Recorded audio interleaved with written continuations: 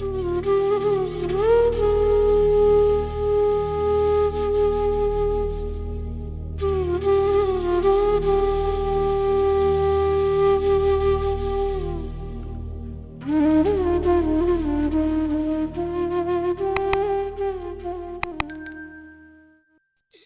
जी, मैं जैसे मैंने पहले भी बोला, पुष्करना अंकल गुरुजी के हाथों से चुना हुआ मोती हमारे बीच आज हमें अपनी वो सुंदर पल बीते गुरुजी के संग शेयर करेंगे।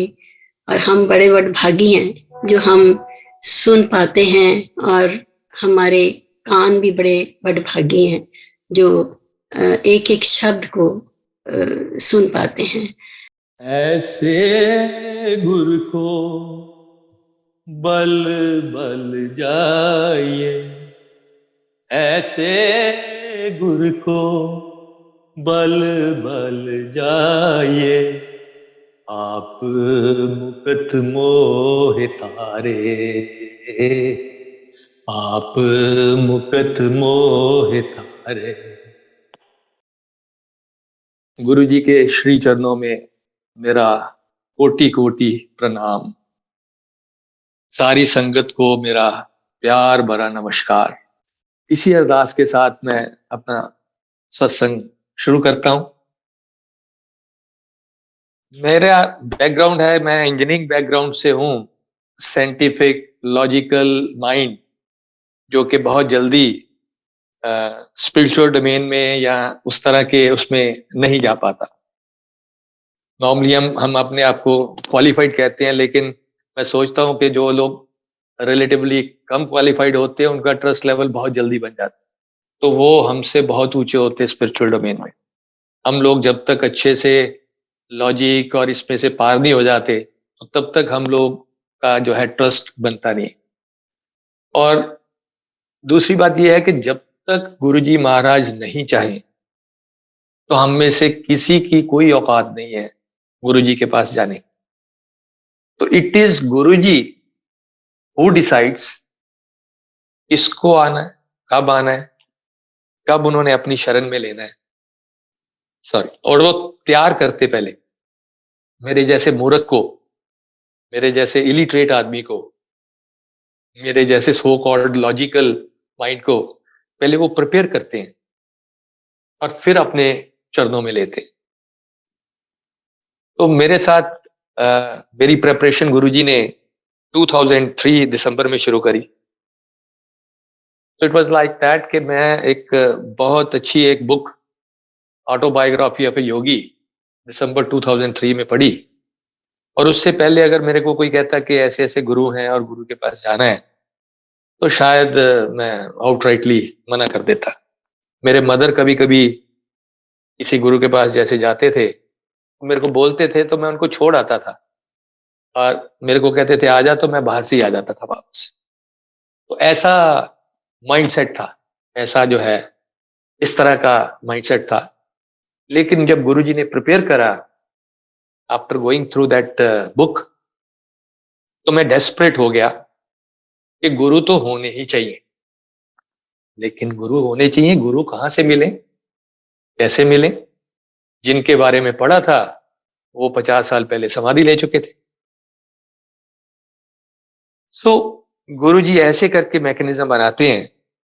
जहां पे मैं शिफ्ट करा था सेक्टर 56 गुड़गांव में, तो वहां उस एरिया में अभी 2003 में कोई टेम्पल नहीं होता था।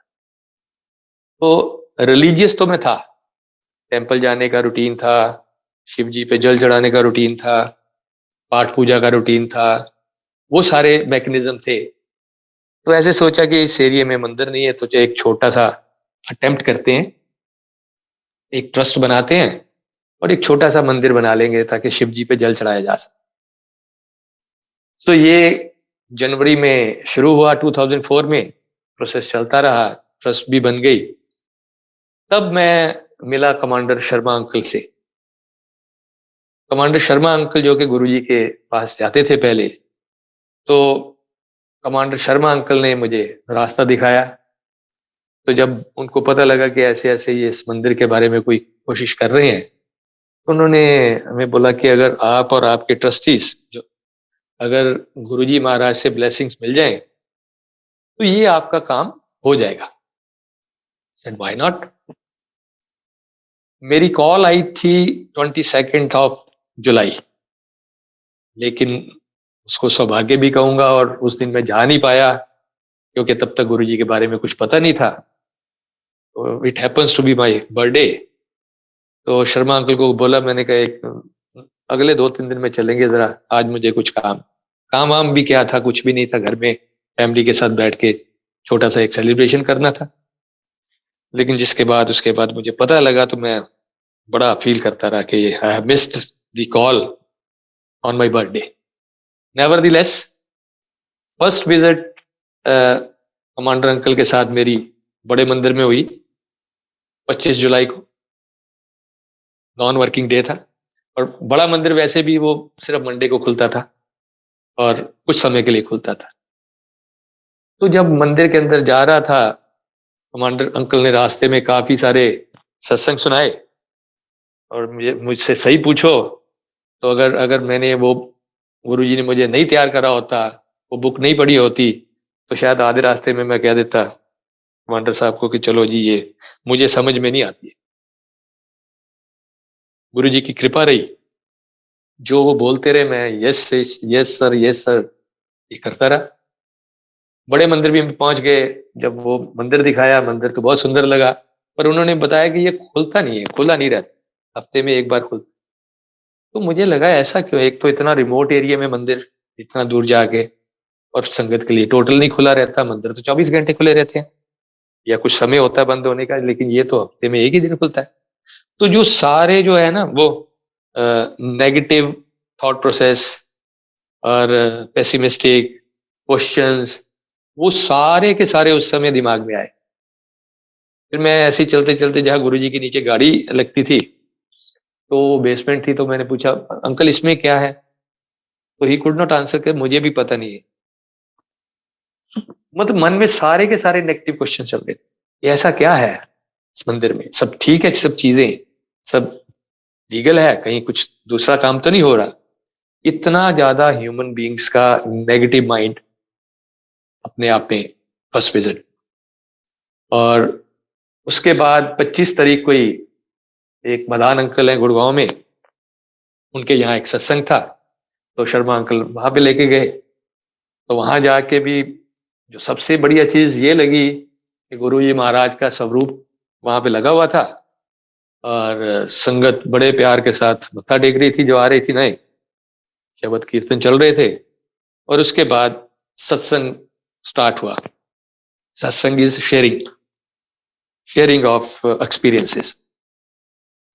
तो कोई सुना रहा था उसकी कैंसर कैसे ठीक हुई सॉरी, कोई बता रहा था कि उसकी फैमिली प्रॉब्लम्स कैसे रिजॉल्व हुई, किसी के बच्चों की समस्याएं कैसे ठीक हुई, किसी की फाइनेंशियल हालत कैसे ठीक हुई। तो बहुत सारे सत्संग सुनने को मिले।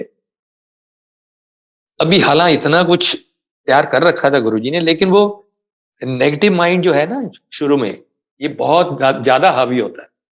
अच्छे भी लग रहे थे सब चीजें, पर मन में पीछे एक प्रश्न चिन्ह भी एक चल रहा था, जो कि मैंने कमांडर अंकल से तो नहीं बोला।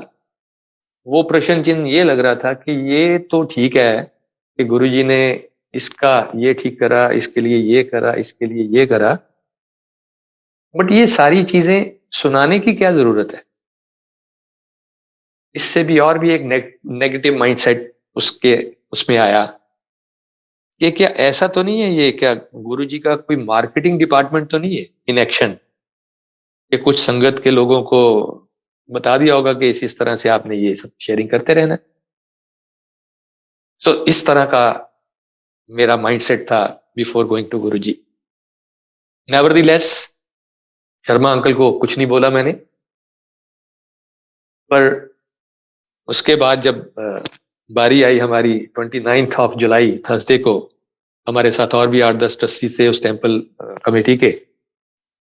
तो गुरुजी के पास जब एम्पायर स्टेट में गए तो वो नज़ारा तो बहुत ही खूबसूरत था।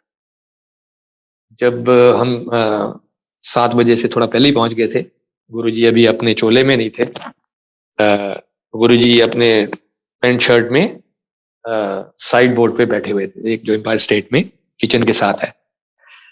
और जैसे हम लोग एंटर करे लाइन लगा के, तो गुरुजी ने इतने प्रेम के साथ देखा, इतने प्रेम के साथ देखा कि वो नजरे इनायत जो गुरुजी की, वो आज भी मेमोरी में फ्रेश है। ऐसे ऐसे लग रहा था जैसे कि वो टेलीपैथिकली ये आवाज आ रही हो कि हाँ आ गए, जैसे कि बहुत जन्मों का नाता होता है और आप जब मिलते हैं तो कुछ उस तरह वाली फीलिंग फर्स्ट गुरुजी के जब दर्शन किए तो वैसे वाली आई। एनीवे हम लोग बैठे, उसके बाद गुरुजी अपना चोला पहन के जब आते हैं सिंहासन पे, तो गुरुजी महाराज आए, शब्द कीर्तन चल रहा था, बहुत ही डिसिप्लिन प्लेस, इतना ज्यादा डिसिप्लिन के मतलब पिन ड्रॉप साइलेंस, अदरवाइज शब्द कीर्तन के अलावा अगर अगर सेवादार चाय प्रसाद देने के बाद अगर गिलास उठा रहे हैं और गलती से भी एक गिलास दूसरे के साथ हल्का सा भी टच कर गया है तो उसकी भी आवाज आती थी। इतना बढ़िया एनवायरनमेंट, इतना नीट एंड क्लीन, और इतने सुंदर शब्द चलते हुए देखे तो मन बहुत प्रसन्न हुआ, वेरी हैप्पी टू सी। वो तो मुझे बाद में पता लगा कि गुरुजी तो कई बार 6-6 महीने साल साल बात ही नहीं करते, और गुरुजी कोई प्रवचन नहीं देते और कोई बात नहीं करते हैं। बट गुरुजी की कृपा है कि पहले ही दिन उन्होंने बात भी करी। कमांडर शर्मा ने हमें ये बोला कि गुरुजी पंजाब से हैं और पंजाबी बोलते हैं, एंड मैं भी पर चांस पंजाब से हूँ, तो इसलिए इन्वायरमेंट तो मेरे को इतना अच्छा लगा कि मुझे पंजाब आउट ऑफ पंजाब मिल गया, गुड़गांव में मुझे पंजाब मिल गया। तो टू दैट एक्सटेंट के जब लंगर प्रसाद चल रहा था और उसके बाद इन्वायरमेंट ऐसे वाला था कि अचानक से जैसे वो पंजाबी फोक सॉन्ग शुरू हो गए, तो मैं शर्मा जी की तरफ देखा, वो जो डीजे अंकल पीछे बैठे स्टीरियो सिस्टम के पास बैठे थे, उधर देखा। मैंने कहा ये क्या है, इनके इनसे गलती से कोई कैसेट दूसरा लग गया लगता है शब्द कीर्तन की जगह। बट वो चल रहे हैं और उसके बाद एक चल रहा है, उसके बाद दूसरा चल रहा है। Then Sharma uncle told me कि ये गुरुजी का जो फिलॉसफी है, उनको मालूम है कि इससे ज्यादा आप शब्द नहीं सुन पाएंगे। गुरुजी रसिक बैरागी, गुरुजी हमें हिमालय पर्वत पे भेजने के लिए नहीं आए कि वहां जाके बैठ के समाधि लगाओ। अपने परिवार में रहते हुए, अपनी अपनी रिस्पॉन्सिबिलिटीज पूरी करते हुए, ये सब करते हुए जब आप ये करते हैं और उसके बाद enjoy your life, I was very happy, बहुत ही अच्छा लगा। और जब आज्ञा लेते समय गुरुजी से बात करी, उनसे अपना पर्पस बताया कि गुरुजी हमारे आने का ये पर्पस था, तो गुरुजी सेड ब्लेस्ड। अब उनका ये ब्लेस्ड कह देना, ऑनेस्टली स्पीकिंग उस समय उतना समझ में नहीं आया, लेकिन जैसे ही एम्पायर स्टेट से बाहर हम आए और शर्मा अंकल भी बाहर आए, तो शर्मा अंकल वाज ओवरजॉयस्ड। वो इतने खुश थे, इतने खुश थे कि जैसे कि वो प्लॉट भी एलोकेट हो गया हमें हुडा का टेम्पल के लिए, और टेम्पल बन भी गया। And this was because he was having the experience at his background. उनका ये कहना था कि अगर गुरुजी के मुख से कुछ शब्द निकल गए तो मीन्स वो इट विल कम ट्रू। तो हो गया ये। एनीवे वापस आए, घर आके मैंने अपनी गुरुजी के यहाँ सारे अंकल आंटी कहते हैं, my my wife, now we call her aunty in Guruji's terminology. तो मैंने अपनी वाइफ को और डॉटर को बोला कि जगह बड़ी सुंदर है और आप चलेंगे? She said, why not? एक बार चलने में क्या हर्ज है। तो उनका फर्स्ट विजिट था 1 अगस्त 2004 संडे को, और जब वहां गए तो उन्हें भी बहुत ही मजा आया जाके, इतना सुंदर इन्वायरमेंट। गुरु जी महाराज बैठे हुए हैं और उनके लिए तो जिसको कहते हैं, शी शेयर्ड विद मी कि मैं जब से गुड़गांव आई हूँ तो मुझे पंजाब जैसा वो फील ही कभी नहीं आया। ये ड्राई लगा मुझे ये एरिया बहुत, अ, लेकिन यहाँ आके मुझे बहुत शांति मिली है। मैं ऐसी जगह तो पिछले 5 साल से खोज रही थी। तो गुरुजी तैयार करते हैं और गुरुजी ने जोड़ा, तो तब तक गुरुजी बस महापुरुष। और ये भी बात हमें बाद में मालूम हुई कि कभी कभार शर्मा अंकल ने बताया कि उनके जाने के बाद 6 महीने बाद उनको गुरुजी का एक पॉकेट साइज एक स्वरूप गुरुजी ने दिया। तो वी वर लकी इनफ कहें, या हमारी लाइफ की आगे की जो इश्यूज ऐसे वाले थे कि उस दिन संडे वाले दिन 1 अगस्त को A4 साइज का एक गुरुजी का स्वरूप हमें वो एम्पायर स्टेट से मिला। Very happy. हालांकि उस समय उसकी इंपॉर्टेंस नहीं पता होती थी। तो जैसे हर घर में एक मंदिर होता है, तो घर आके ऑनेस्टली स्पीकिंग मंदिर के अंदर भी नहीं, मंदिर के ऊपर एक जगह पे अनफ्रेम्ड फोटोग्राफ को हमने स्वरूप को रख दिया।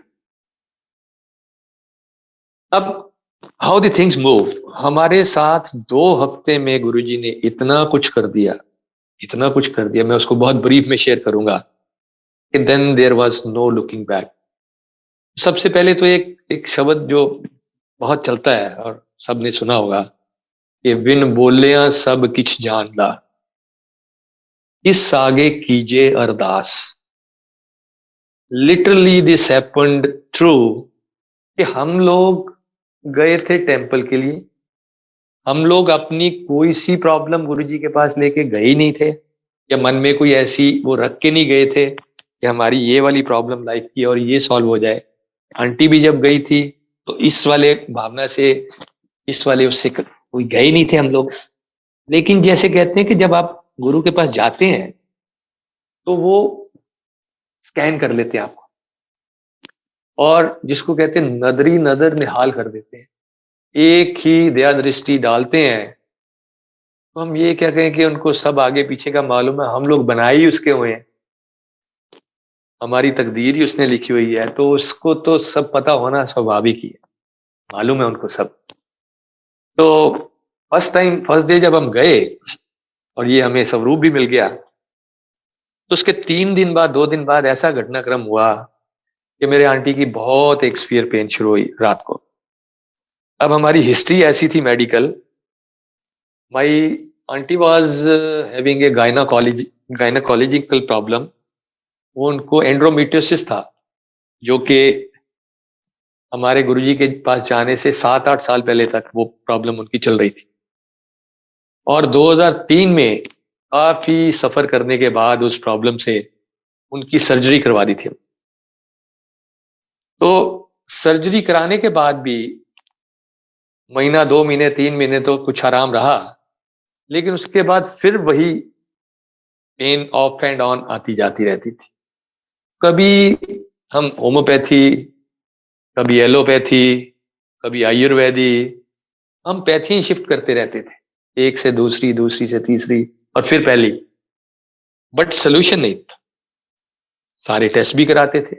इवन गुरुजी के पास जाने से पहले भी मुझे याद है कि अराउंड अ वीक बैक यहाँ पे उमकल हॉस्पिटल में इनका एक अल्ट्रासाउंड करवाया था हमने, सब ठीक, कोई प्रॉब्लम नहीं, लेकिन डॉक्टर्स को ये नहीं पता कि ये पेन क्यों हो रही है।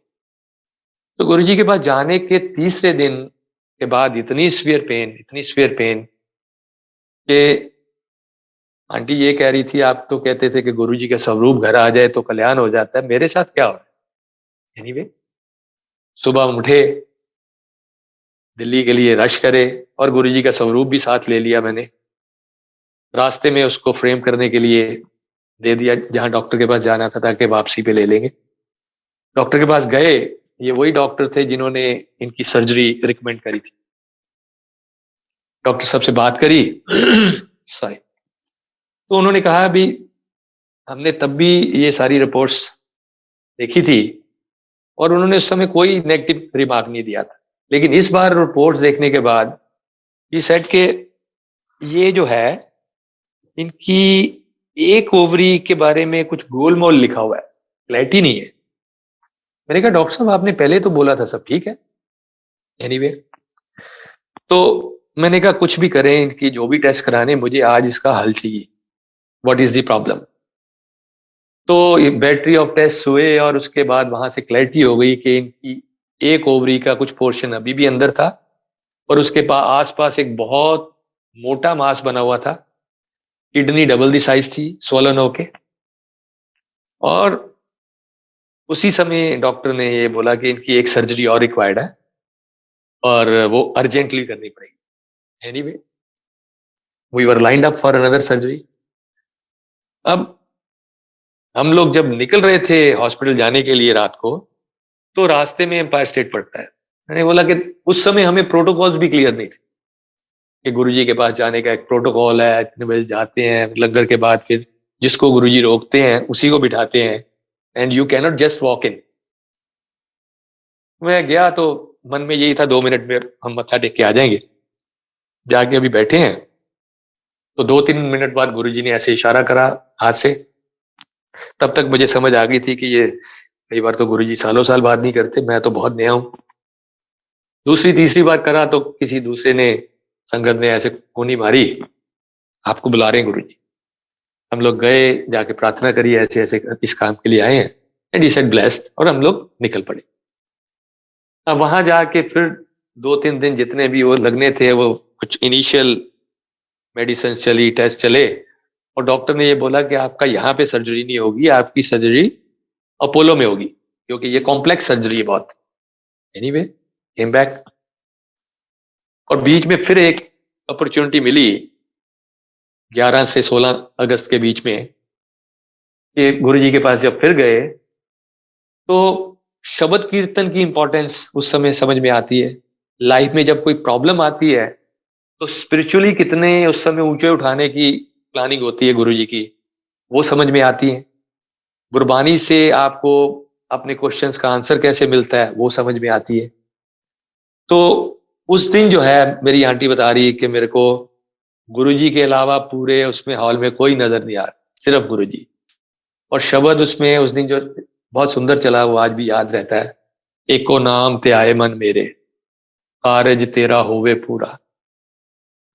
तो ये सुनने के बाद आंटी ने मन ही मन गुरुजी से प्रार्थना कर दी, जाके फिजिकल फॉर्मेट में सीधी नहीं, कि गुरुजी पिछले साल भी सर्जरी हुई थी और 6 महीने बहुत तकलीफ रहती है, काइंडली इसे मेडिसिन से ठीक कर दें।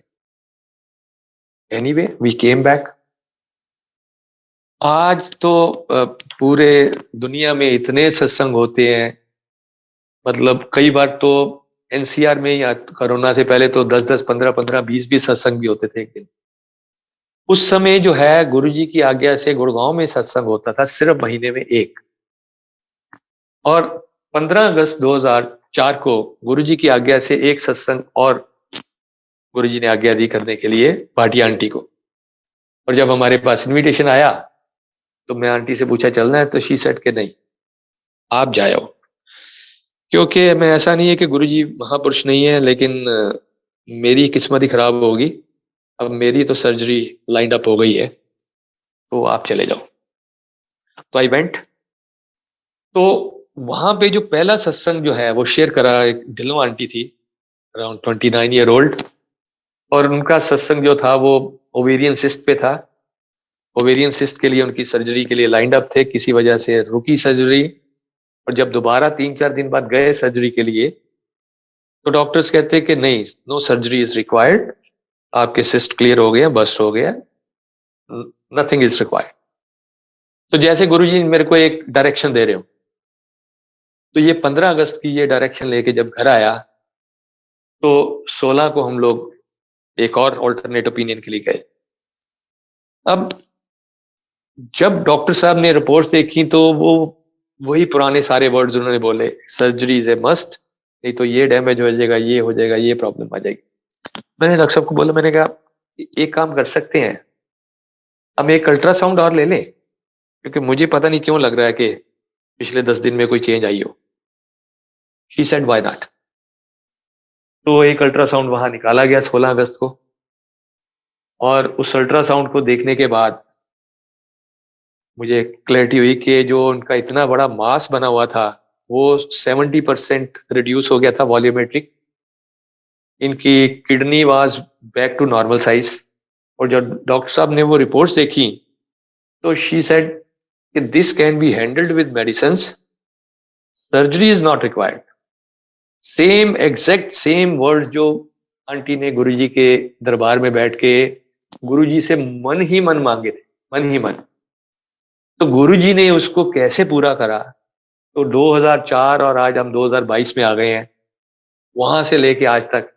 लेकिन कभी कभी हम ये कहते हैं कि शायद मांगना भी नहीं आता, कि हमने मांगा ये कि गुरुजी सर्जरी के बगैर इसको मेडिसिन से ठीक कर। तो मेडिसिन तो खानी पड़ी, कुछ समय मेडिसिन खानी पड़ी, बट नेवरदीलेस सर्जरी की कभी जरूरत नहीं पड़ी 2004 से 2022 तक। तो ये ब्लेसिंग्स है गुरुजी की जो हमारे साथ जस्ट 2 हफ्ते के अंदर अंदर हो गई थी, 1 अगस्त और 16 अगस्त। और जिस डॉक्टर ने डेट दे रखी थी सर्जरी की वो भूल गई, उन्होंने मेडिसिन लिखी इनकी और फर्क कर दिया।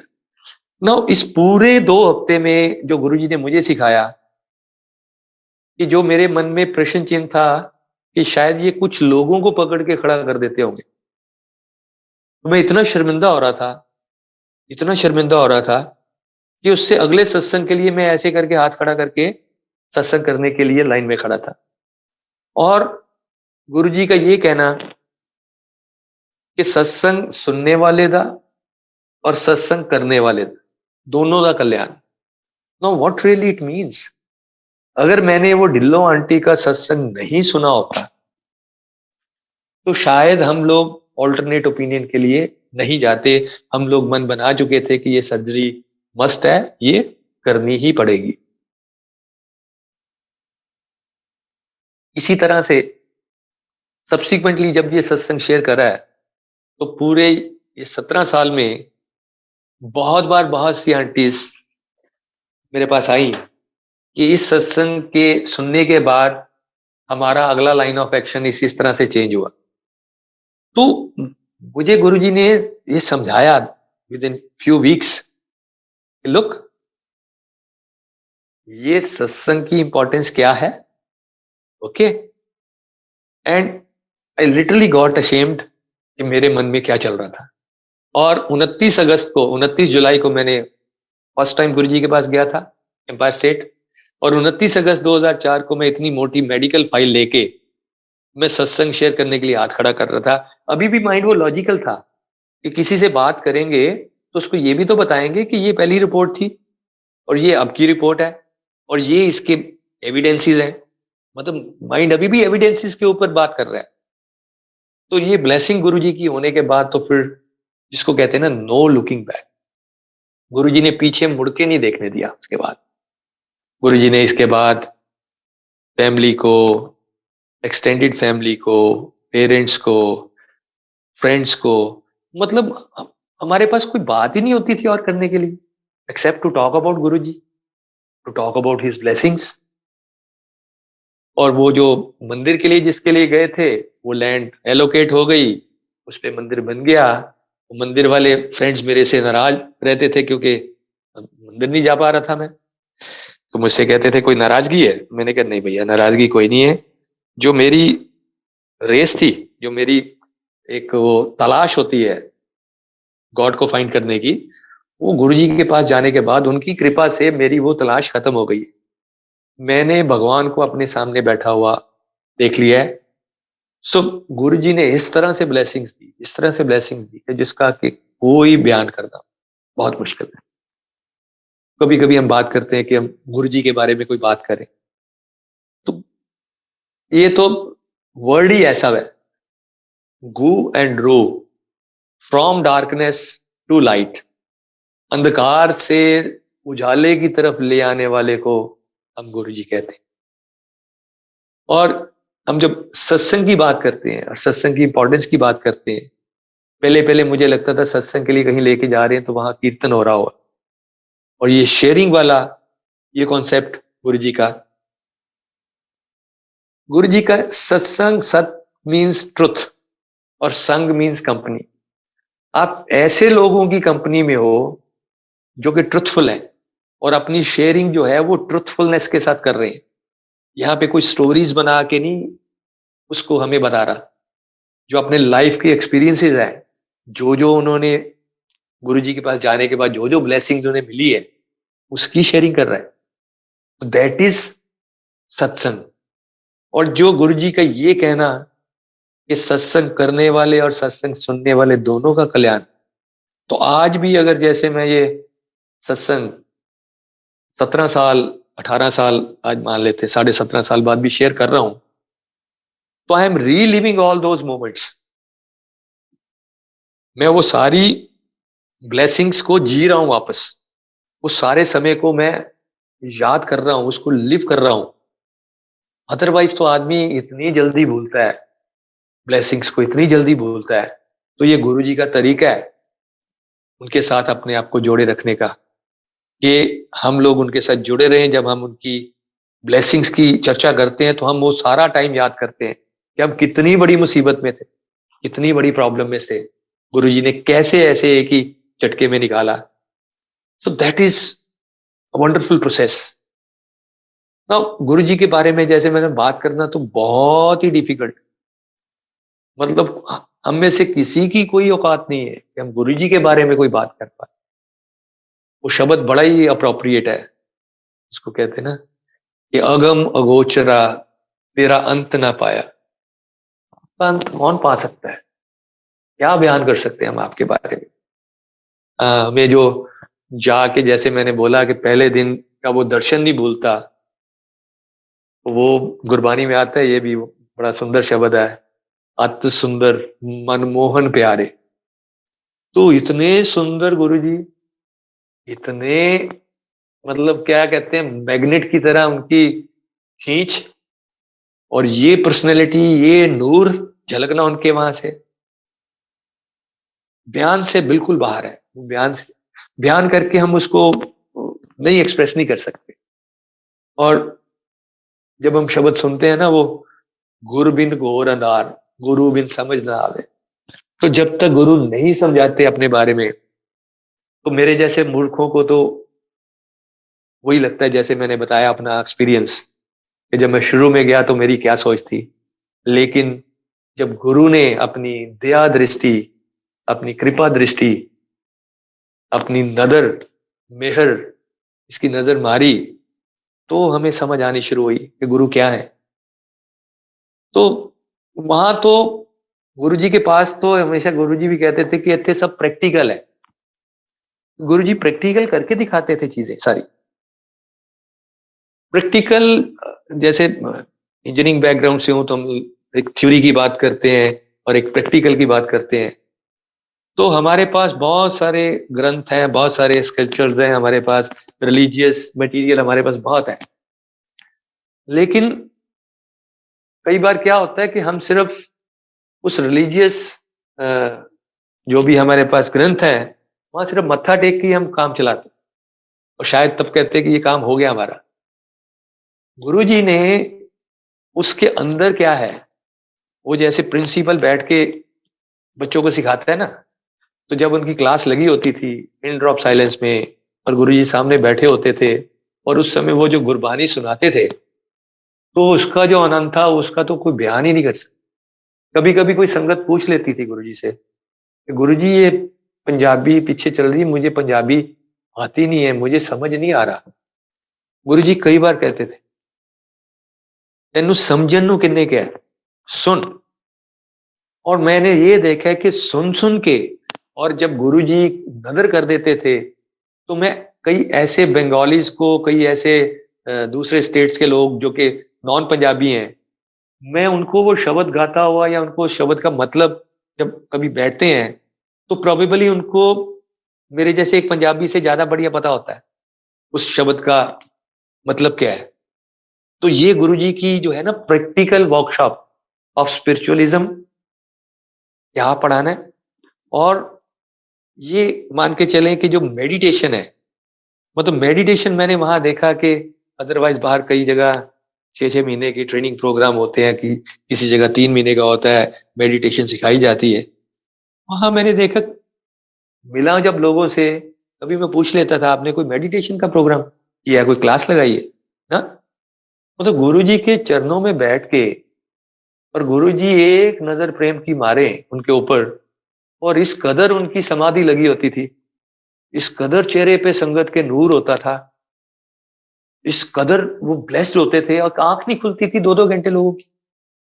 So that was a wonderful process. तो गुरु जी के वहां पे उनको मेडिटेशन कैसे कराई उन्होंने। और एक और बड़ी वो बढ़िया चीज थी कि गुरु जी प्रवचन कोई नहीं करते। अब प्रवचन भी नहीं करते, और हर हर हफ्ते हम इस तरह खींचे जाते थे जैसे वहां पे एक मैग्नेट लगा हुआ है, उसके पास से निकल के हम कहीं जा ही नहीं सकते। और हफ्ते में एक बार जाके आ जाना, उसके बाद again we are looking forward कि अब वापस कब आए हमारा नाम, हमारा बारी कब आए। हफ्ते में एक बार जाने की परमिशन थी। सो कोई आपसे बात नहीं हो रही, कोई आपके साथ प्रवचन नहीं हो रहा, शब्द कीर्तन से आपको वो मंत्रमुग्ध कर रहे हैं, नदरी नदर निहाल कर रहे हैं। और संगत वहां देखते थे, तो संगत का कंपोजिशन देखते हैं ना, तो अदरवाइज कई बार ऐसा लगता है, जैसे मैंने पहले बोला कि हम जिनको इलिटरेट कहते हैं, वो शायद बहुत लिटरेट है, क्योंकि वो बहुत जल्दी विश्वास कर लेते हैं। और हमारे जैसे मूर्ख जो हैं, जो अपने आप को क्वालिफाइड कहते हैं, तो वो तो विश्वास बहुत मुश्किल से करते हैं। लेकिन वहां पे जब देखा कि ऐसे ऐसे लोग जो विश्वास नहीं करते जल्दी से, जैसे सीए देखे वहां पे, इंजीनियर्स देखे, डॉक्टर्स देखे, हमें बिजनेसमैन देखे, पढ़े लिखे लोग, उस सबको देख के ऐसा लगता था कि जब तक इनको लिटरली कुछ चीज एक्सपीरियंस नहीं करी होगी ना, ये किसी के कहने पे एक बार तो आ जाएगा, लेकिन दोबारा नहीं आएगा। दोबारा ये तभी आएगा जब इसको खुद कोई चीज समझ में आ गई। तो वो देख के बड़ा अच्छा लगता था। तो एक और बड़ी मतलब मजेदार जिसको कहते हैं कि जो गुरु जी के बॉडी से तो उनकी बॉडी के अलग अलग पार्ट से अलग अलग खुशबू आती है। लेकिन हमारा जो है जो सबके लिए अलग अलग गुरु जी का वो रहता है। आई एम नॉट क्लेमिंग कि मैं गुरु जी के साथ साथ रहते थे, और मेरी जब 3 साल गुरु जी के साथ फिजिकल फॉर्म में रहे, तो मेरी 4 बार या 6 बार बात हुई होगी गुरु जी से, राइट। लेकिन कुछ ऐसे ब्लेस्ड लोग भी थे कि जिनको गुरु जी ने अपने डिफरेंट पार्ट से अलग अलग खुशबू भी सुंघाई है। लेकिन हमारे हम बहुत ब्लेस्ड मानते हैं कि जब गुरु जी के चरणों में माथा टेकते थे, तो एक बड़ी गुलाबों की एक खुशबू होती थी। शुरू शुरू में तो शायद ये भी भ्रम होता था कि कोई सेंट लगा लिया होगा ऐसे वाला, लेकिन वो इतनी इतनी डिफरेंट थी, मतलब कि उसको डिफाइन ही करना मुश्किल है। और सब्सिक्वेंटली जब गुरुजी कभी अपनी प्रेजेंस दिखाने के लिए, जब फिजिकल फॉर्म में थे और फिजिकल फॉर्म में आज नहीं है, तो जब वो अपनी प्रेजेंस दिखाते हैं, तो वो ही पर्टिकुलर खुशबू गुरुजी की आज भी आती है। तो वो भ्रम जो है शुरू में जो हम मूर्ख लोगों के हैं, वो रहते हैं ह्यूमन बीइंग्स के। लेकिन उस खुशबू से मुझे वो पंक्तियां याद आ रही हैं बहुत सुंदर, वो कि तेरे आने की जब खबर महके, तेरी खुशबू से सारा घर महके। तो ऐसे बहुत सत्संग हैं लोगों के, बहुत, कि गुरुजी के बारे में सोचा तो घर फ्रेगनेंस से भर जाता है, और लोग परेशान हो जाते हैं। पड़ोसी आके देखता है कहाँ से आ रही है, यहाँ जाके अब देखते हैं कि पड़ोसी ने कोई ऐसी वो सुगंधी तो नहीं लगा रखी, या ऐसी अगरबत्ती तो नहीं जला दी। सो दिस इज गुरुजी महाराज। और उनके ब्लेस करने के तरीके इतने सिंपल, जस्ट ये कह देना कि जा ऐश कर, और उनके मुंह से ये बात सुनने के लिए तरस जाते थे लोग। So we are lucky enough के एट डिफरेंट मोमेंट्स गुरुजी ने ये ब्लेसिंग्स दी, जा तेरा कल्याण कीता, ब्लेस्ड। सो इतना कह दिया गुरुजी ने, तो समझो कि मतलब आपकी लाइफ चेंज हो जाती है। अब कुछ ऐसी ऐसी गुरुजी की ये ब्लेसिंग्स हैं जो कि कई बार 17 साल बाद, 18 साल बाद समझ में आती।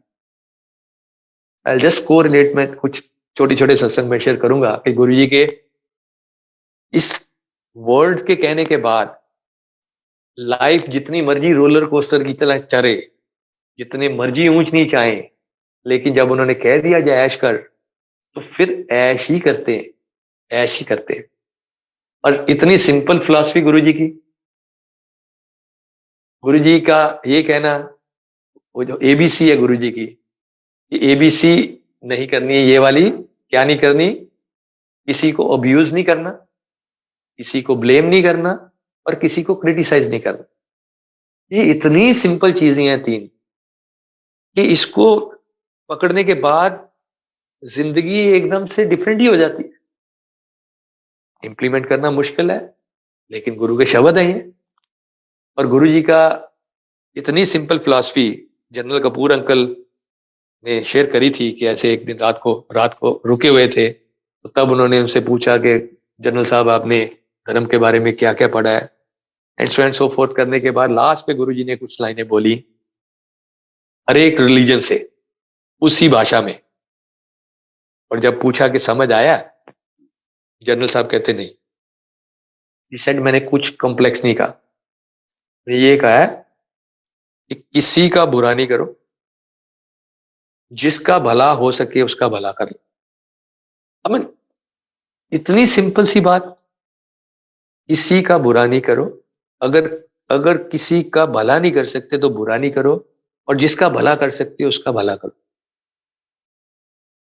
तो वो लाइनें याद आ जाती हैं कि किसी की मुस्कुराहटों पे हो निसार, किसी का दर्द मिल सके तो ले उधार, किसी के वास्ते हो तेरे दिल में प्यार, जीना इसी का नाम है। Guruji was not making another religion. ये कोई डिफरेंट एक सेक्ट नहीं है, कि एक डिफरेंट तरह का धर्म नहीं है। गुरुजी तो वे ऑफ लाइफ, अपनी लाइफ को पीसफुली कैसे जीना है। और गुरुजी के पास मैंने हर सेक्ट से आते हुए लोग देखे, हिंदू, मुस्लिम, सिख, ईसाई। और एक जो बड़ा सुंदर सा एक शब्द है, जो कि उसको मैंने उसकी प्रैक्टिकल वहां पे इम्प्लीमेंटेशन देखी। वो शब्द है कि अव्वल अल्लाह नूर पाया, कुदरत के सब बंदे, एक नूर ते सब जग उपजया, कौन भले कौन मंदे।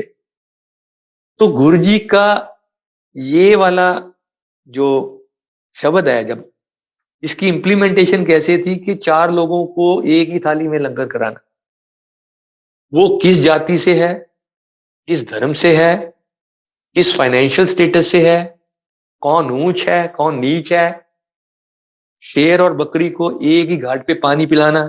तो ये तो गुरुजी सामने बिठा के ये कराते थे। और एक इंसिडेंस मुझे याद है, प्रणब मुखर्जी साहब उस समय डिफेंस मिनिस्टर हुआ करते थे। I have seen with my own eyes. और ऐसा नहीं था कि कभी कोई मिनिस्टर आ जाए या कोई इस तरह से लोग आ जाए तो गुरुजी उनको अलग से अटेंड करते थे ना। गुरुजी अपने सिंहासन पे होते थे और वो नीचे आके संगत के पास वैसे ही बैठते थे। तो प्रणब मुखर्जी साहब और उनके सामने एक जलवाई टावर से एक रिटायर्ड फौजी, जिसको बोलते हैं कि लोएस्ट रैंक ऑफ दी फौजी, और डिफेंस मिनिस्टर, इन दोनों को एक ही थाली में लंगर करते हुए देखा हमने सामने बैठ के। So amazing. गुरुजी का जो है वो लाइफ जीने का, लाइफ को सिंपल रखने का वो तरीके ऐसे ऐसे वाले बता गए हैं, जिसको तो उसको उनका कहना था कि ये प्रैक्टिकल वर्कशॉप है। इत्थे सारा प्रैक्टिकल होता है। तो जो जो चीजें हम देखते हैं वाणी में है, तो वो हमने वहां प्रैक्टिकली गुरुजी को इंप्लीमेंट करवाते हुए देखी। That was amazing. और एक 26 दिसंबर 2004 को क्लियर फॉर्म पे एक सत्संग हुआ था। मैं 2-3 मिनट में इसके बारे में बताना चाहता हूं कि जनरल कपूर अंकल को ये रिस्पॉन्सिबिलिटी मिली थी। और जब जनरल साहब पूछते रहते थे कब, तो गुरुजी डेट नहीं दे रहे थे। तो जब डेट से पहले गुरुजी ने जिस समय इसकी डेट दी, तो ये कहा कि जिसको बुलाना है मैं बुलाऊंगा।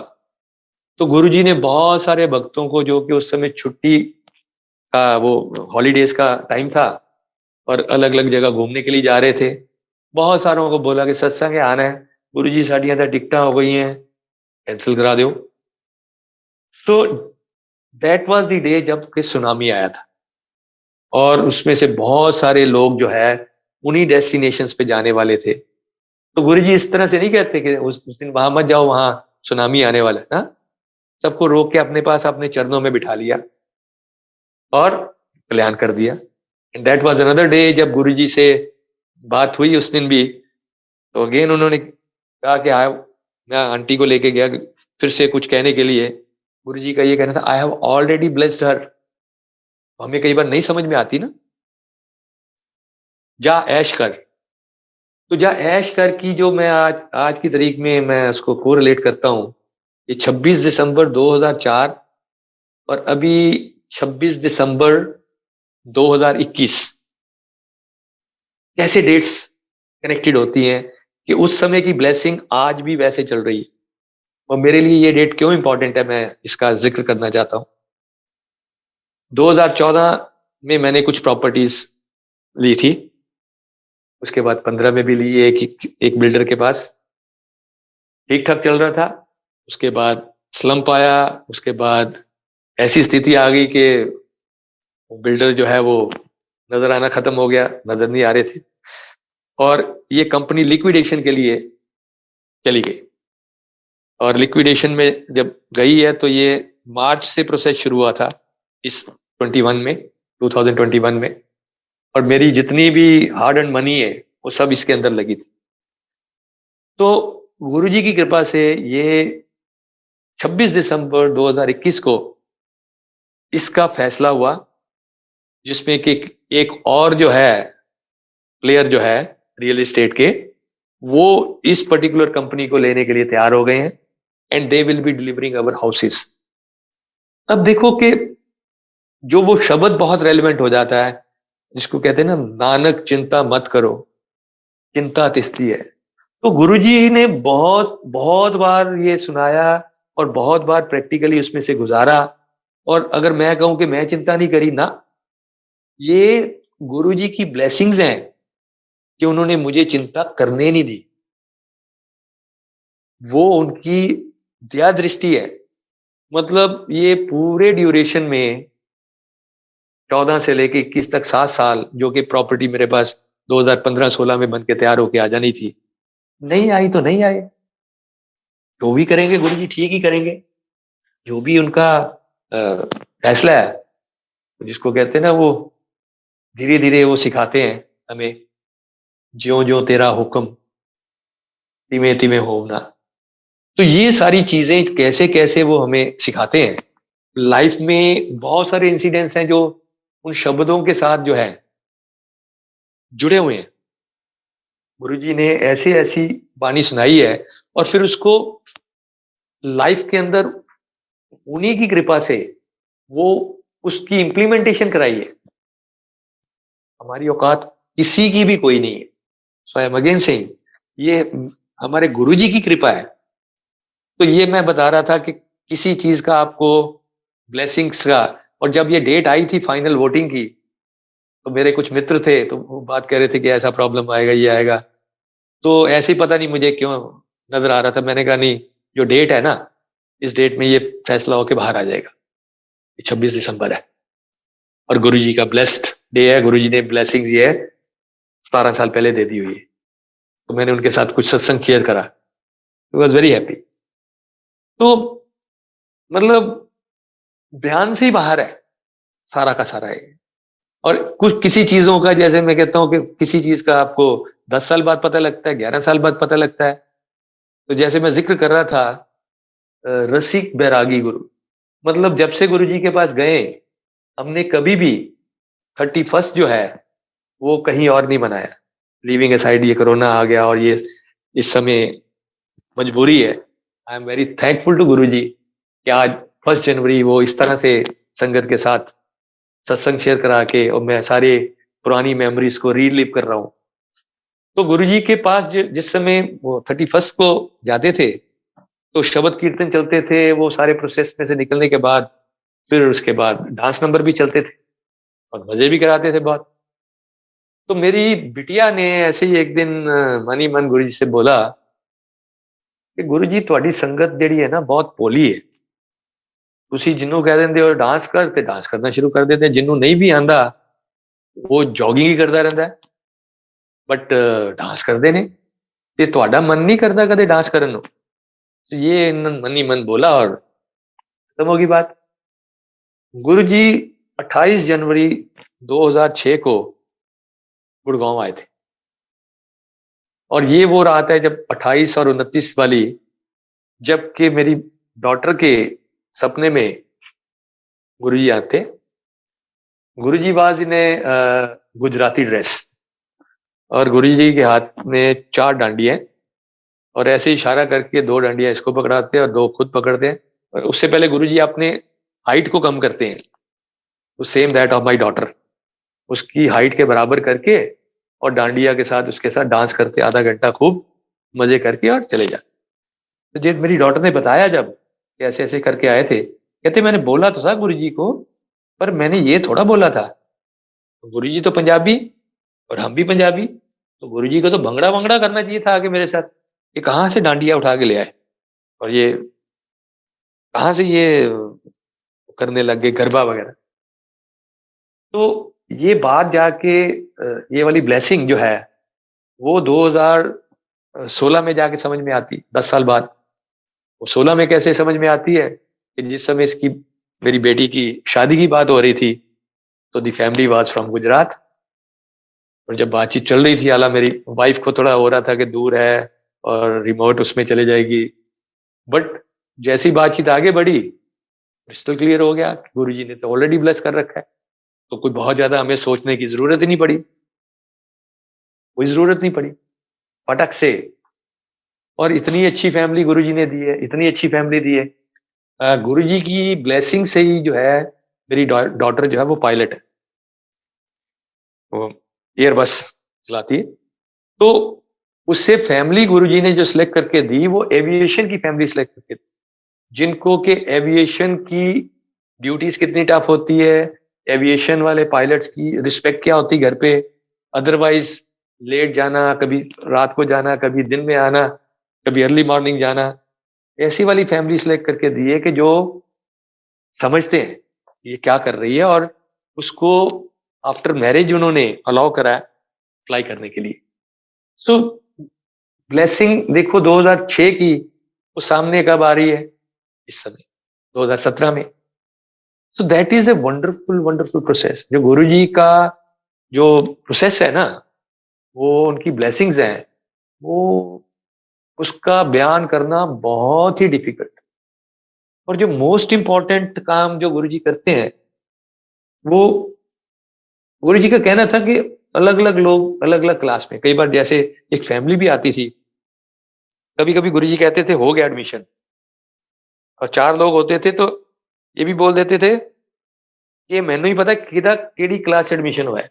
आई मीन अगर फादर मदर और बच्चे ये सारे 3-4 जने जा रहे हैं, तो हो सकता है जो सबसे छोटा बच्चा है उसका एडमिशन हायर क्लास में हुआ हो, क्योंकि गुरुजी का तो ये रिश्ता सालों साल पुराना है। किसी को कहते थे 700 साल, किसी को 1200 साल। तो ये तो हमें लगता है कि ये पुरानी संगत, ये नई संगत, ये पहले आया, ये बाद में आया, ये तो आज की बातें हैं। गुरुजी के साथ रिश्ता पता नहीं कितने जन्मों का है।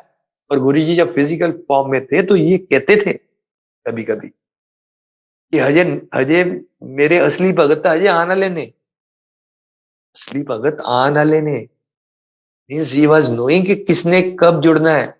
और हम ऐसी संगत को देखते हैं जिन्होंने कभी गुरुजी के दर्शन नहीं किए, और उनका स्पिरिचुअल लेवल, उनकी हाइट क्या है, वो मतलब अनइमेजिनेबल, सोच ही नहीं सकते। तो गुरुजी का एक जो मैं बयान कर रहा था कि जो सबसे इंपॉर्टेंट पार्ट था कि वो एटीट्यूड चेंज कर देते। गुरुजी के पास जाने के पहले एटीट्यूड क्या होता है कि ये काम ठीक हो गया है मेरा, इसमें मैंने बहुत मेहनत करी, बहुत प्लानिंग करी, बहुत अच्छे से ये सारा हार्ड वर्किंग करी, तब ये हो गया। मेरा काफी लंबी समय से इसके ऊपर स्ट्रेटेजी चल रही थी, और ये सब करने के बाद अगर काम ठीक नहीं होता तो क्या होता है? भगवान की तरफ देखता है, अरे यार मेरे साथ ही ऐसे करना, मैंने इतनी मेहनत करी, भगवान तूने मेरा साथ नहीं दिया। मतलब जो तो नहीं हुआ वो भगवान ने काम नहीं करा, वो गुरु ने, और जो हो गया उसमें मैंने बहुत मेहनत करी। तो ये इक्वेशन को गुरु जी के पास जब हम आ जाते हैं तो इसको रिवर्स कर देते हैं। मतलब जो सबसे इंपॉर्टेंट पार्ट है, जब जो एटीट्यूड चेंज करते हैं, जो शांति देने वाला है, लाइफ को अच्छे से जीने वाला है, वो यही वाला है कि जब कोई सा हमसे उसमें हमारी लाइफ में कोई सा अच्छा काम होता है तो इमीडिएटली हम गुरु जी को थैंक यू करते, thank you Guru ji, thank you so much, आपने ये वाला काम आपने हमारा कर दिया, अनंतम शुक्राना गुरु जी। और जौन सा नहीं होता उसमें हम अपनी तरफ देखते हैं कि हमारे एफर्ट में अभी कुछ कमी रह गई होगी, आपकी ब्लेसिंग की कोई कमी नहीं गुरु जी। सो ये बहुत ही एक इंपॉर्टेंट चेंज इन एटीट्यूड है जो कि डे टू डे लाइफ हमारी अच्छी करता है। और एक जिसको कहते हैं कुछ शब्द आते हैं, बड़े बड़े सुंदर शब्द, कहते एक औखी कड़ी ना देखन दे, अपना बिरद संभाले। अब हर एक लेवल पे ये जैसे जैसे ग्रोथ करते हैं गुरुजी, उसकी अलग अलग, जैसे मैं कहता हूँ ना, किसी की एलकेजी में एडमिशन होती है, किसी की 10th में होती है, किसी की पीएचडी में होती है।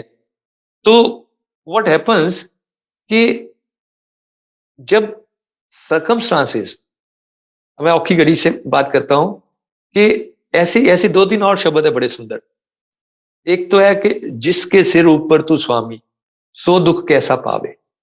अनदर ब्यूटीफुल शब्द इन दिस लाइन इज ताती वाव ना लगे, पार ब्रह्म शरनाई, एंड लख खुशियां पातशाहियां ये सतगुरु नदर करे। वो जैसे जैसे गुरु जी आगे डेवलप करते हैं, अब नाउ जिसमें कहते हैं कि हमारे पास सुख दुख की, एक वाणी में बड़ा अच्छा आता है, सुख दुख इस मन की बिरथा। तो क्या होता है कि सर्कमस्टांसिस हैं, अलग समय अलग अलग सर्कमस्टांसिस आए, और किस सर्कमस्टांसिस में हमारा माइंड डिस्टर्ब हो गया वो दुख है, और किन सर्कमस्टांसिस में किस सिचुएशन में हमारा माइंड जो है वो डिस्टर्ब नहीं हुआ तो वो सुख है। नाउ दो तरीके हैं जब हम कहते हैं औखी कड़ी ना देखन दई। एक तरीका तो ये है कि वो सर्कमस्टांसिस ही नहीं आने देना गुरु जी, दिस इज वन वे। जिसके सिर ऊपर तू स्वामी सो दुख कैसा पावे, कि वो ऐसे सर्कमस्टांसिस ही नहीं आने देना, तत्वी भाव के सर्कमस्टांसिस ही नहीं आने देना, ऐसे ही सर्कमस्टांसिस आने देना कि लाख खुशियां पातशाही, this is one way. Other way, circumstances वही है बट गुरुजी ने आपके माइंडसेट को इस तरह से चेंज कर दिया है कि आपको डिस्टरबेंस ही नहीं हो रही। सौखी घड़ी तो बनी है नहीं, सर्कमस्टांसिस वही है बट वो घड़ी हमें औखी नहीं लग रही बिकॉज माइंडसेट गुरुजी ने ऐसे वाला दे दिया। So that is a beauty कि जिसको जब हम कहते हैं जैसे जैसे गुरुजी के पास जाते हैं शुरू शुरू में, तो जैसे एलकेजी में वो देते हैं ना, टॉफी देते हैं और चॉकलेट देते हैं, तो कई बार देखते हैं जैसे जब गुरुजी के पास शुरू शुरू में जाते हैं, अरे मैंने ये मांगा गुरुजी ने ये दे दिया, मैंने ये मांगा हफ्ते में ये दे दिया, जैसे मेरे साथ 2 हफ्ते में ये दे दिया, राइट। तो चॉकलेट देते हैं एलकेजी वाले मेरे जैसे बच्चों को। एंड देन जैसे जैसे फिर ग्रो करते हैं, ग्रो करने के बाद हर बार सर्कमस्टांसिस को चेंज नहीं करते वो, लेकिन उन्हीं सर्कमस्टांसिस में आपके मन को शांत करने का वो ब्लेसिंग दे देते हैं। So that is amazing, that is मतलब उसका कोई मुकाबला ही नहीं है कि जो। और इसमें भी जैसे हम बात करते हैं ना, लख खुशियां पातशाहियां जे सतगुरु नजर करे, व्हाट हैपेंस, ये भी अलग अलग, जैसे जैसे गुरुजी के अलग अलग क्लासेस हैं उसमें इस शब्द का अलग अलग से मीनिंग होता है। तो नॉर्मली लख खुशियां मटीरियलिस्टिक वर्ड में हम इसको कनेक्ट कर जाते हैं। किसी का बर्थडे होता है तो उस समय ये शब्द लगाते हैं, किसी का घर बन गया तो ये तब ये शब्द लगता है, राइट। कोई शादी का फंक्शन है उस समय। बट इसको थोड़ा सा गहराई से और देखें, लख खुशियां पातशाहियां जे सतगुर नदर करे, निमक एक हर नाम दे, मेरा मन तन शीतल होए। अब निमक इज कि जितनी देर में हम एक आंख को झपकते हैं, वो कह रहे कि उतने ही टाइम के लिए जब हम आंख को झपका रहे हैं, उतने टाइम के लिए अगर वो मेरे को हरि का नाम उसके साथ जोड़ देते हैं, तो उतने में मेरा मन तन शीतल होए। सो दिस मन तन शीतल होए is now circumstances versus how I am behaving in those circumstances। ऐसे मन को शीतल कर देते हैं, ऐसे मन को शीतल कर देते हैं कि जिसका कोई बयान ही नहीं। I mean, जैसे टाइम टू टाइम गुरुजी ने सिखाया नानक चिंता मत करो, और उसको प्रैक्टिकली इंप्लीमेंट कराया। मेरी डॉटर गुरुजी की आज्ञा से पायलट बनी, राइट।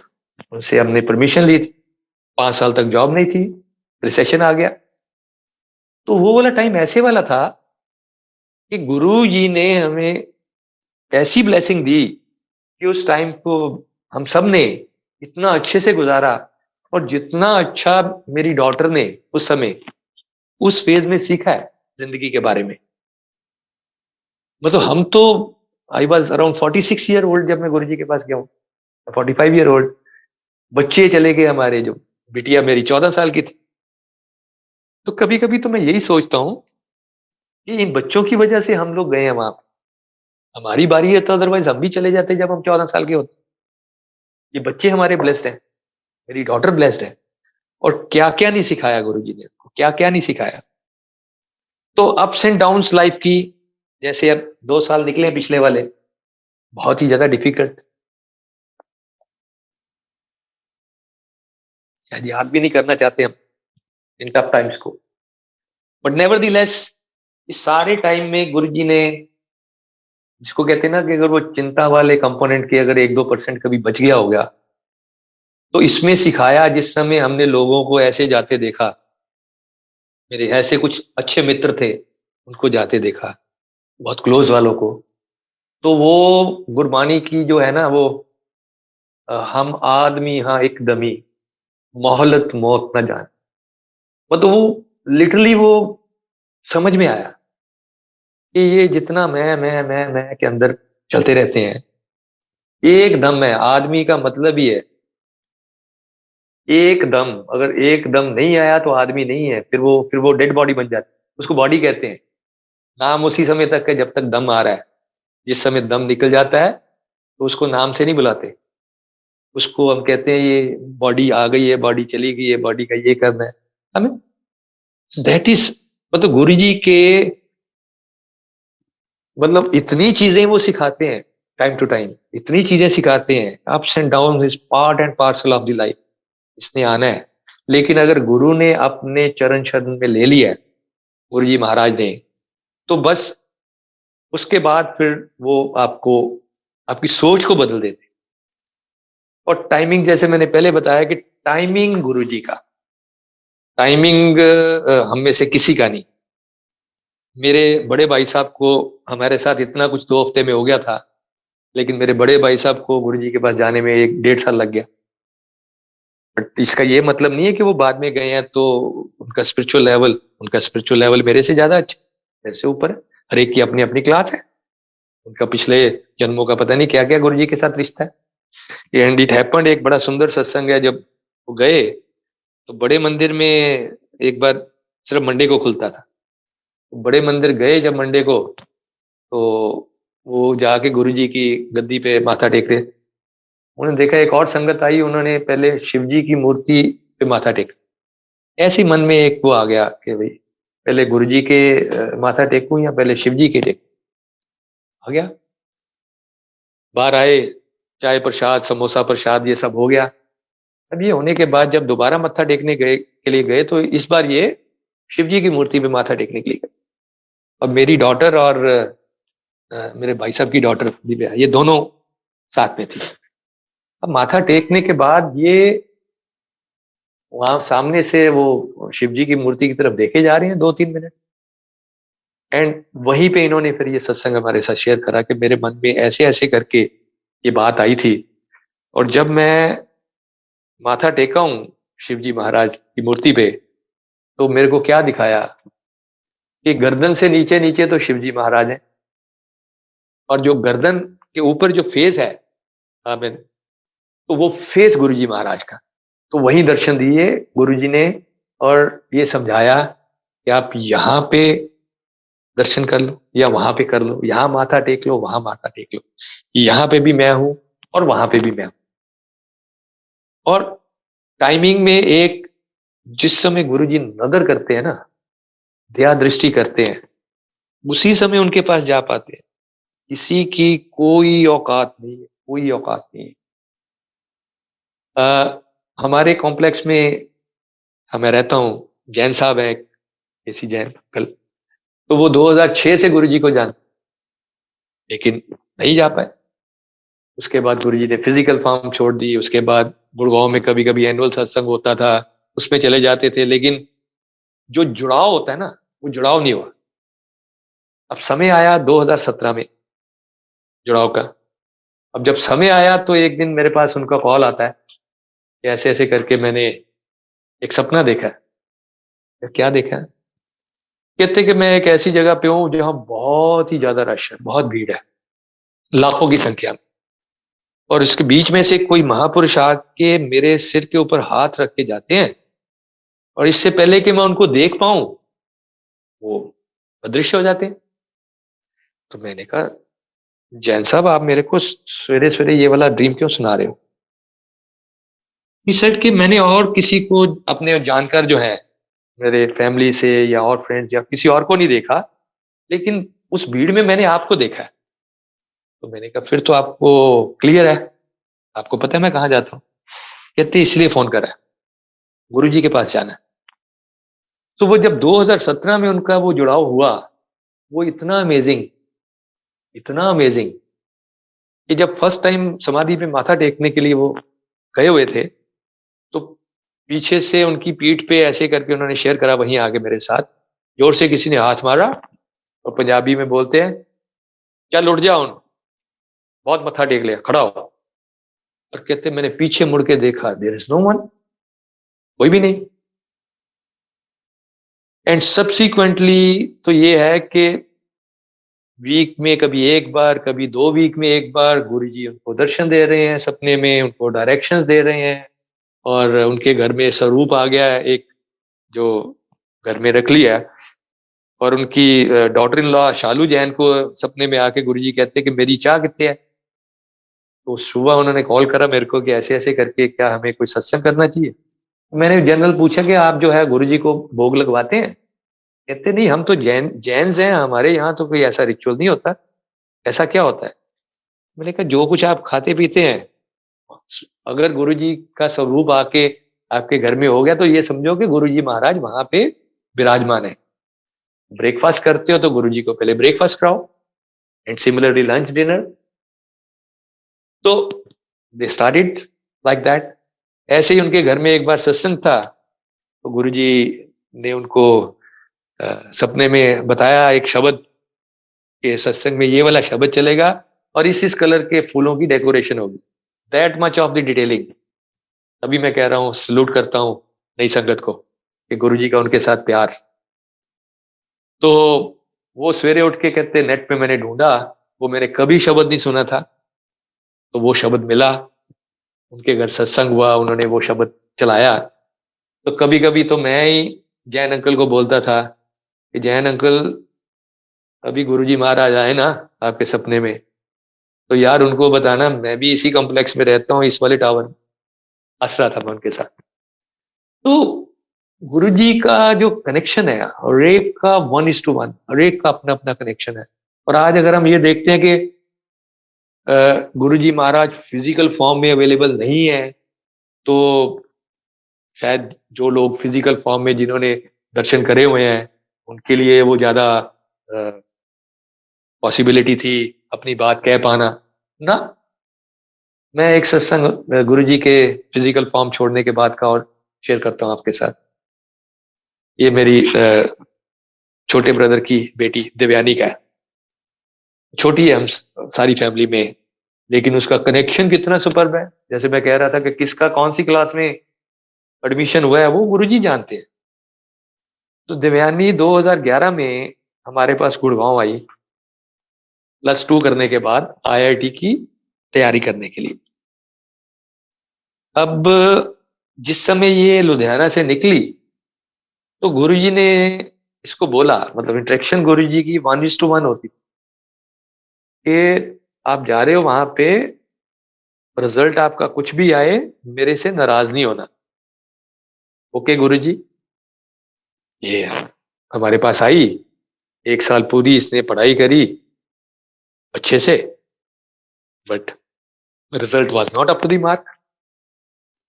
अब जो आईआईटी वाली है, ये रात जब रिजल्ट आया तो ये आंख बंद करके सोए, फिर उठ के बैठ जाए। क्या हुआ, वो गुरुजी आ जाते, मेरे को तो उनसे बात ही नहीं करनी, मेरा इतना छोटा सा काम नहीं करा सकते थे, इतने बड़े बड़े काम करते हैं सबके। तो हर एक भगत की और हर एक मतलब गुरु की 1:1 वो कनेक्शन है।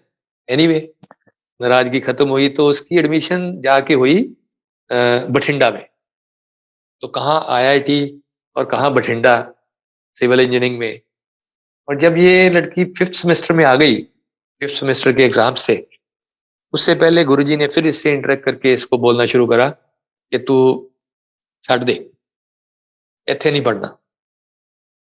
गुरुजी, अब मेरी पढ़ाई खत्म होने वाली, 3 सेमेस्टर में मेरी इंजीनियरिंग हो जाएगी। नहीं तेनू क्या इथे इथे नहीं, फीस नहीं भरनी। एनीवे, छोटे ब्रदर के साथ बातचीत हुई, घर आई जब ये, एंड ही सेड कि ठीक है, अगर गुरुजी ने कह दिया तो छोड़ो। सभी गुरुजी को बहुत मानते हैं। अब छोड़ने के बाद करना क्या है, गुरुजी ने इंस्ट्रक्शंस दी कि आपको शेफील्ड यूनिवर्सिटी में, यूके में, आपको स्ट्रक्चरल इंजीनियरिंग में एमटेक करनी है, वहां अप्लाई करना शुरू करो।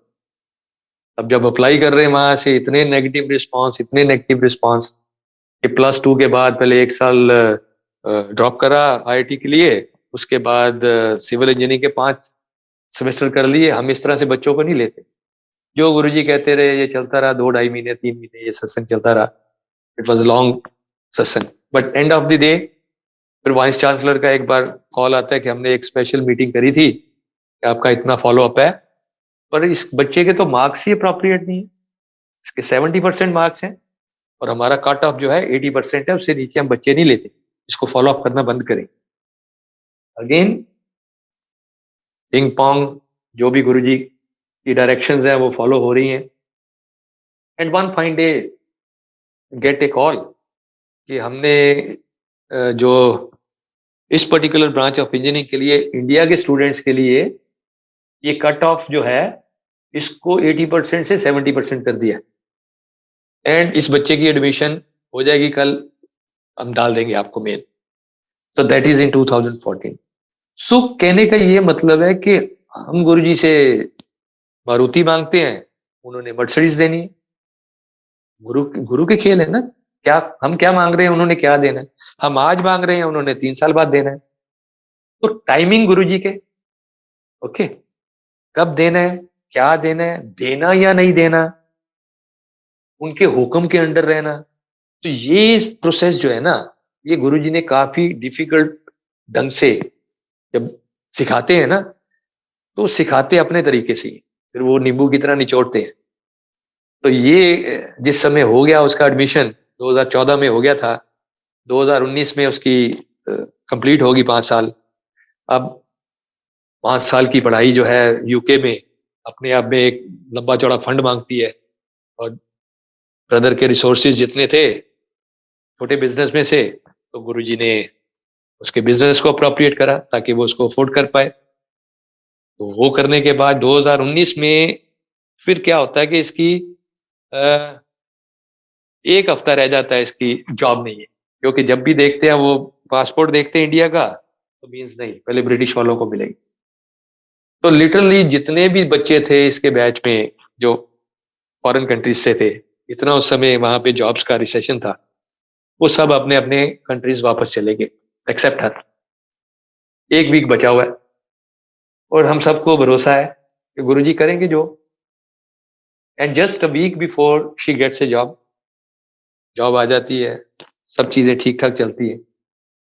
इन the meantime corona has clicked इन।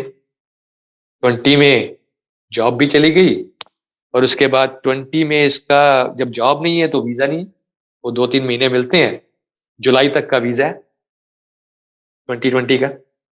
सो ऐसे सिनेरियो में बच्चे का वहां पे रहना और ऐसे प्रोसेस में से सीखना, जो इस समय गुरुजी सिखाते हैं ना, जिस समय टफ कंडीशन में डालते हैं, अपने साथ जो जोड़ते हैं, वो बयान से बाहर है, उसको आप एक्सप्रेस ही नहीं कर सकते।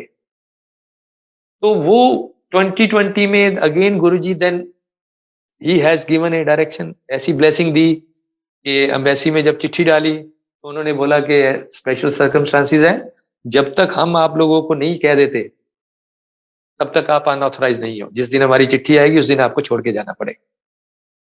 प्रोसेस चलता रहा पूरा। और जिसको कहते हैं ना वो सत्संग गुरुजी कब कब कराते हैं, क्या क्या कल्याण करना है, किसका कल्याण करना है। तो एक सत्संग एक कुवैत प्लेटफॉर्म पे, मुझे ध्यान है 16 नवंबर को एक सत्संग शेयर हुआ था, गुरुजी ने मेरी सेवा लगाई इसमें। And after 2-3 days I got a call from Devyani from UK कि बड़े पापा मेरी जॉब आ गई है। आई मीन पूरा 1.5 साल बिना जॉब के, बिना वीजा के यूके में सस्टेन कराना अकेले बच्चे को, फैमिली की सपोर्ट नहीं है, कैसे कैसे वो हर चीजों को झेल रहा है। सो दैट इज बियॉन्ड, मतलब उसको मतलब वर्ड्स में उसको एक्सप्रेस नहीं करा जा सकता कि कैसे ध्यान रखते हैं, कैसे सिखाते हैं। एंड जब हम सब एक्साइटेड थे उसकी बात सुन के, तो शिवा सिंह आप में से मुझे ये तो कोई पूछ ही नहीं रहा कि मुझे कितने साल का कॉन्ट्रैक्ट मिला है। बड़े पापा मुझे 5 साल का कॉन्ट्रैक्ट मिला है। That is Guruji Maharaj in such A tough condition, उस बच्चे को होल्ड करना। मतलब कहाँ से जर्नी शुरू करी उसकी आईआईटी से, और गुरुजी ने क्या देना है, कब देना है, टाइमिंग क्या है, ये सारे के सारे गुरुजी महाराज के तरीके हैं। और जब हम कहते हैं कि आज गुरुजी नहीं है, गुरुजी कहीं गए ही नहीं है ना। एक बार मेरी डॉटर जब गुरुजी फिजिकल फॉर्म छोड़ा तो शी गॉट वेरी डिस्टर्ब, और इतना होता था कि एक रात को एक बार गुरुजी सपने में आए और वो she was at Empire State. Empire State में जो ऊपर को सीढ़ियां जाती हैं, तो वो देखती है कि ऊपर से गुरुजी सीढ़ियों से नीचे आ रही है, तो कहती मैं जाके गुरुजी को जो है ना माथा टेका, उनको मैंने लिटरली हक कर लिया। मैंने कहा गुरुजी मुझे आपकी बहुत याद आती है, मेरे को आपकी बहुत याद आती है। तो कहते गुरुजी ने पता क्या कहा, मैं किथे गया, मैं तो किधरे भी नहीं गया, मैं तो इत्थे ही हाँ, जदों भी तू मैनू याद करेगी मैं तेरे नाल हाँ। सो कहाँ गए गुरुजी, कहीं भी नहीं गए, एब्सोल्युटली कहीं भी नहीं गए। बट एक चीज जो वो बहुत इंपॉर्टेंट है, बहुत ही सुंदर शब्द है, और प्री कंडीशन वही है। प्री कंडीशन ये है कि सतगुरु का दयाल होना बहुत जरूरी है। हम में से किसी की कोई औकात नहीं है, कोई औकात नहीं है, टाइम एंड अगेन स्ट्रेसिंग। तो कहते हैं ना सतगुरु होए दयाल ता शरदा पूरी है। कोई बंदा कहता है जी मेरा तो बहुत सरेंडर है, मैं तो बहुत ही ज्यादा गुरु जी पे बिलीव करता, एब्सोल्युटली मतलब गलत स्टेटमेंट है। वो तब है जब सतगुरु आपके ऊपर दयाल हो गए। तो ये सतगुरु जिस समय दयाल हो जाते हैं ना, तभी श्रद्धा पूरी होती। तो सतगुरु हमेशा प्रार्थना है कि अपनी दया दृष्टि हम सबके ऊपर बनाए रखें, लेकिन हम सारे जल्दी भूल जाते हैं ना। वो एक शब्द आता है ना, थैंकलेस हो जाते हैं। छोटी सी प्रॉब्लम आ जाए फिर कंप्लेंट्स चालू हो जाती हैं, हम सब इंक्लूडिंग मी। तो कहते हैं ना, तेरा कीता जातो नाही, मैनू जोग कितोए, मैं निर्गुण आरे को गुण नाई, आपे तरस प्या मेहरामत हुई, सतगुर सज्जन मिलया।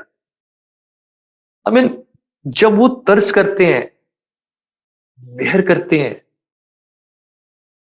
तभी सतगुर मिलते हैं और उसके बाद उनकी ब्लेसिंग शुरू होती है। लेकिन हम उसका कीता ही भूल जाते हैं, उसका कीता जानते ही नहीं है वो क्या क्या करते हैं हमारे लिए। हर श्वास, हर ग्रास, सब उन्हीं की कृपा से चल रहा है। It is all his blessings, all together. मतलब हम करोड़ों बार भी शुक्राना करें तो वो पॉसिबल नहीं। और अनदर चीज है, जैसे आज मैं अपना सत्संग शेयर कर रहा हूं, तो ये ऐसे वाला ही है कि इसको वर्ड्स में बयान नहीं करा जा सकता। और जब तक आदमी को किसी को भी उसकी एक्सपीरियंस खुद नहीं आ जाता ना, तब तक तो ये सब बातें हैं। जैसे मेरा शुरू में ये हाल था, सेम, हम सारे ह्यूमन बीइंग्स एक जैसे हैं। और इसको और सरल भाषा में अगर मैं बताने की कोशिश करूं कि अगर किसी ने आम कभी भी नहीं खाया, तो आम खाने वाला मैंने खाया या आपने खाया, जितने भी वर्ड्स में आप उसको बयान कर दो कि आम का स्वाद ऐसे वाला होता है, आम का स्वाद ऐसे वाला होता है, वी कैन नॉट डिस्क्राइब कि आम का स्वाद कैसे वाला होता है। आम का स्वाद तो आम खाने के बाद ही पता लगता है। सेम इज ट्रू, जब गुरु जी की ब्लेसिंग्स हैं, स्पिरिचुअलिज्म है, जब गुरु जी ब्लेस कर देते हैं और वो वाला एक्सपीरियंस दे देते हैं, तो उसकी तभी समझ आती है। मेरे जैसे 100 आदमी, लाख आदमी बात करते रहे, इसका कोई वो नहीं है। वो सिर्फ हल्की सी एक डायरेक्शन जरूर आ जाती है कि ये दिशा ये वाली। लेकिन जब तक वो एक्सपीरियंस खुद नहीं कर लेते, वो गुरुजी उनको खुद ब्लेस करके वैसा तजर्बा नहीं देते, तो तब तक ये सब बातें रहती हैं। इसका कोई बहुत ज्यादा वो नहीं है। तो गुरुजी की ब्लेसिंग्स सबके ऊपर बने। और एक और मुझे याद आ रहा है, एक बार कुछ लाइफ में ऐसा वाला फेस चल रहा था कि जिसमें मेरे को एक शब्द ये बहुत ही ज्यादा सुनने को मन कर रहा था। और मैं जिस सत्संग में जाता था, कम से कम 5-6 बार ऐसा कोइंसिडेंस हो गया। अब इसको कोइंसिडेंस कहें, गुरुजी की डायरेक्शन कहें। वो शब्द है, ज्यों ज्यों तेरा हुक्म तिमे त्यों होना। तो जब आंटी और मैं इकट्ठे होते थे, जब जैसे ही 5-6 शब्द चलने के बाद ये चलता था, ये मेरी तरफ देख के मुस्कुराती थी, मैं इसकी तरफ देख के मुस्कुरा देता था। और कुछ उस समय ऐसी स्थिति थी कि बस यही कहता था, ओके सर, जो जो तेरा हुक्म, मुझे ये सिखा दो। बहुत डिफिकल्ट है ये सीखना, बट जैसे जैसे आप सिखाते रहे। अब मैं आपको ये शेयर इसलिए कर रहा हूं कि मैं I am born at Amritsar.